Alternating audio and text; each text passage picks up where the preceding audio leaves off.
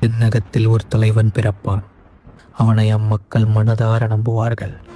பல சூழ்ச்சிகளால் கயவர்கள் அவனை வீழ்த்த நினைப்பார்கள்.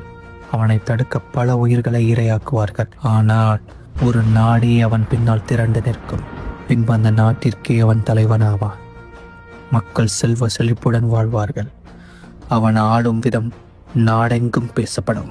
காலம் கனியும்.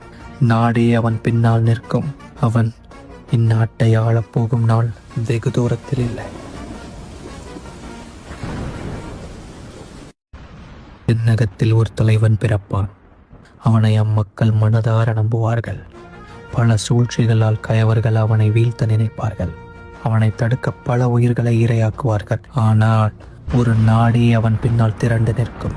பின்பு அந்த நாட்டிற்கே அவன் தலைவனாவான். மக்கள் செல்வ செழிப்புடன் வாழ்வார்கள். அவன் ஆடும் விதம் நாடெங்கும் பேசப்படும்.